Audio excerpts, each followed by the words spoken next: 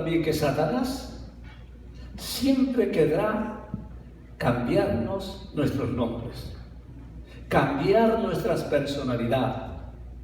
Y lo va a hacer por medio de la presión del mundo, por medio de la presión de los amigos, por medio de la presión de la familia y por medio de la presión de las tentaciones.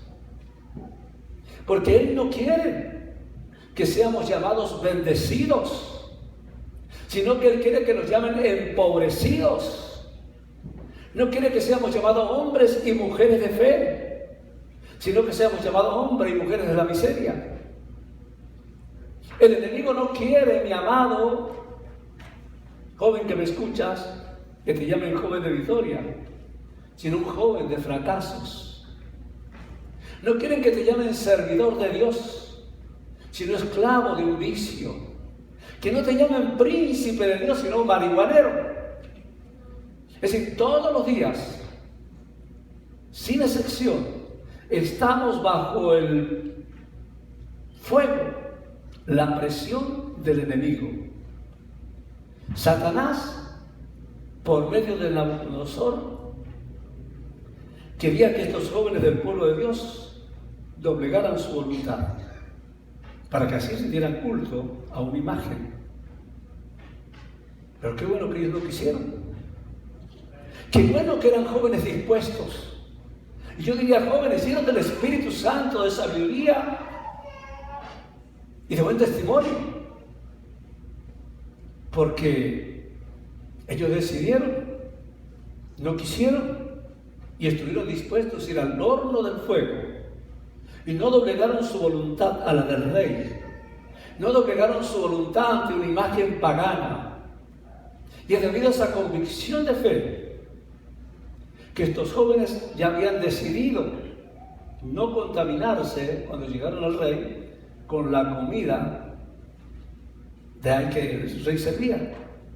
¿Por qué decidieron eso? Porque ellos quisieron mantener su identidad.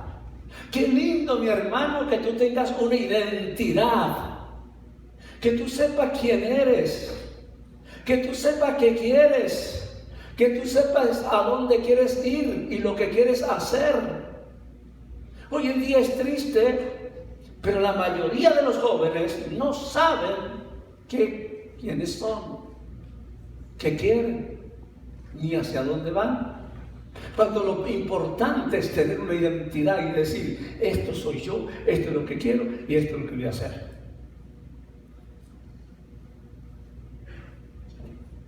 Ellos decidieron no perder su identidad de ser judíos, de ser hijos de Dios.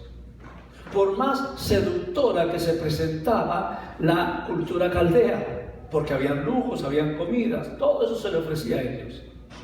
Pero para ellos era primordial, era de mayor valor su identidad, el no contaminarse. A estos jóvenes, pese a que en el capítulo 1, versículo 17, se les dio conocimiento e inteligencia en todas las letras y ciencias, y además Daniel tenía visión y sueños. Y como Daniel era algo especial, como Daniel era diferente y tenía identidad, provocó celos de los demás. Porque cuando tú tienes identidad, cuando tú eres alguien, cuando tú sabes lo que quieres y hacia dónde vas, produces celos en los que están a tu alrededor. La actitud de estos muchachos y la posición que habían alcanzado por causa del favor de Dios provocaba celos y envidia en los hombres caldeos que buscaban día tras día la oportunidad de hacerlos caer. Hasta que en ese día llegó, allá en Daniel capítulo 3, versículo 8, dice que en aquel día, mejor dicho, en aquellos tiempos, algunos varones caldeos vinieron y hoy los acusaron maliciosamente a estos jóvenes judíos ante el rey. Se vinieron ante el rey con malas intenciones. ¿Y cuál era la acusación? Era que a Nabucodonosor se le había antojado construirse un falso dios, una enorme estatua de oro, y para no quedarse corto la mandó hacer de 70 codos de alto por 6 codos de ancho. Así que esa estatua de oro que se mandó a hacer el rey, traducida a metro, eran 27 metros de alto por 12,30 de ancho. Y si uno calcula que cada piso tiene 3 metros, una palabra, estamos hablando de una estatua con la altura de un edificio de 9 pisos. Miren qué estatua se había hecho. Como esa que ponen por ahí en la calle, ¿verdad? Para que la adoren. ¿Qué ídolo se había levantado? Este rey en el cual él tenía confianza. Y como era el rey, quería obligar a todos que todo el mundo se postrase, venerase. Y el que no, al horno del fuego. Entonces lo que iba a suceder aquí es que se iba a dar una batalla, un duelo, entre la estatua de oro de Nabucodonosor, por un lado, y el Dios de Israel, el Dios de Sadrach, Mesach y Abednego. Pero también llevó a que estos jóvenes de Dios tomaran una posición respecto a la obligación que les quería imponer el rey. Tenemos que recordar que ellos eran esclavos, eran cautivos en Babilonia y que eran funcionarios del rey y tenían que dar ejemplo. Pero Sadrach, Mesach y Abednego, aunque tenían nombres caldeos puestos por el rey, no cambiaron su identidad. Ellos seguían siendo propiedad de Dios. Y por tanto el cuidado exclusivo de sus vidas estaba a cargo de Dios. Mis hermanos, es fácil ponernos el rótulo de creyentes, de aleluya, de evangélicos, cuando las cosas andan bien. Pero ¿qué sucede cuando las cosas ya no andan tan bien? ¿Qué sucede cuando vienen los problemas? ¿Qué sucede cuando vienen las crisis? Cuando vienen las circunstancias que todos tenemos en el diario vivir. Porque todos pasamos. Todos, antes o después, pasamos por el horno del fuego. Todos pasamos por una o diferentes pruebas, pero todos pasamos. Tenemos que ser honestos. Y cuando estamos en esas circunstancias, ¿qué pasa con nuestra fe? ¿Qué pasa con su fe? Mejor le pregunto. ¿Decaemos o no? Nos olvidamos de nuestro compromiso, de nuestro pacto con Dios. Nos deprimimos.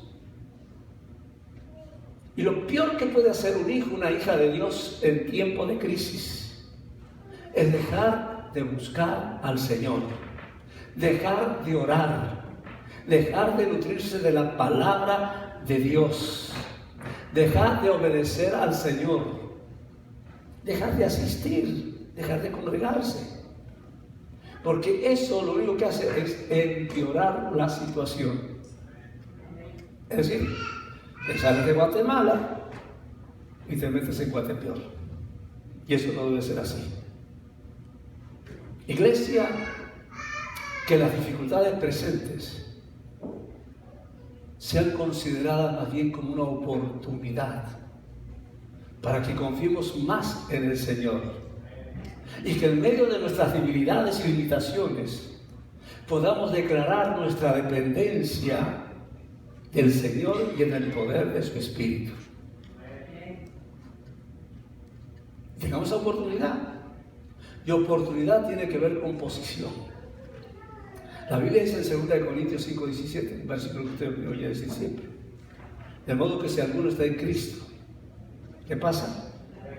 Nuevas creaciones, las cosas viejas pasaron y aquí son hechas todas nuevas. Es estar en Cristo, es estar en pacto con Dios, disfrutando de todas las bendiciones de esa relación con Dios. Debemos recordar que Dios ha hecho un pacto de amor con aquel que vuelve su mirada a Él. El Señor dijo en su palabra: y haré pacto con ellos, un pacto eterno, y no me volveré atrás de hacerles bien, y pondré mi temor en el corazón de ellos para que no se aparten de mí. Esto lo sabía Mesach, Sadrach y Abed-nego.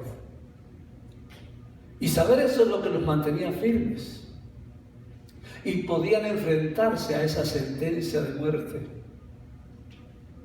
Cuando se vieron confrontados a adorar la estatua de oro, y no lo hicieron. Yo quiero decirle a mi hermano, mi hermana, que debemos recordar todo el tiempo que para vivir seguros en el amor constante de Dios, quien no nos dejará, quien no dejará de ayudarnos, pero que nosotros tenemos que estar abiertos a ese entendimiento, abiertos a esa relación con Dios, abiertos a ese nuevo pacto, abiertos a la gracia y a la misericordia de Dios, para que no nos perdamos y podamos disfrutar de todas las bendiciones de Dios. Mesach, Sadrach y Abed-nego. Ellos tenían identidad. Sabían quién era el Dios en el cual habían creído. Sabían a qué Dios veneraban, adoraban. Sabían que no era un fetiche de ojos que no podían ver, ni oídos que no podían oír, ni boca en la que no podían hablar, sino que ellos tenían su fe puesta en el Dios eterno, en el Creador de los cielos y de la tierra, en un Dios vivo. Y por lo tanto sus vidas estaban bajo el amparo y cuidado de Él. Por eso cuando el rey los confronta, ellos respondieron como responden los que son propiedad del Señor. Versículo 15 del capítulo 3. Le dijo Nabucodonosor: ahora pues, ¿estáis dispuestos para que oír el son de la bocina, de la flauta, del tamboril, del arpa, del saltetón, de la zampoña y de todo instrumento de música? ¿Os postréis y adoréis la estatua que he hecho? Porque si no la adoráis, en la misma hora seréis echados en medio del horno de fuego ardiendo. Y mire el desafío que hace. ¿Y qué Dios será aquel que os libre de mis manos? Y vemos el versículo 16, la respuesta de Sadrach, Mesach y Abed-nego. Respondieron al rey Nabucodonosor: no es necesario que te respondamos sobre este asunto. He aquí nuestro Dios, a quien servimos, puede librarnos del horno de fuego ardiendo, y de tu mano, oh rey, nos librará. Y si no sepas, oh rey, que no serviremos a tus dioses, ni tampoco adoraremos la estatua que has levantado. Qué seguridad, qué certeza. Estos jóvenes respondiendo con fe, con convicción respecto a Dios. Ante las circunstancias, ante las pruebas, tú puedes contestar con la misma convicción, con la misma certeza, con la misma fe en el Dios que confía. Es decir, que lo que ellos le estaban diciendo: no tenemos nada que decidir, porque ya nuestra vida está decidida. Dios está primero. ¿Aló? ¿Puedes decir que Dios está primero en tu vida? Porque la Biblia dice que el que busca primeramente su reino y su justicia, las demás cosas le van a ser dadas, le van a ser añadidas. Si no, vas a estar un paso para adelante y tres para atrás. ¿A cuántos cristianos Satanás los pone en una encrucijada? Cuando hay un cónyuge que le dice al otro: vas a tener que escoger entre tu Dios y yo.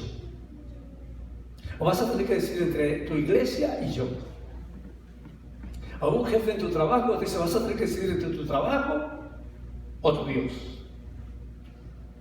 O familias que te dicen: bueno, vas a decidir a tu Dios o vas a querer tu herencia. ¿Cuál es tu decisión?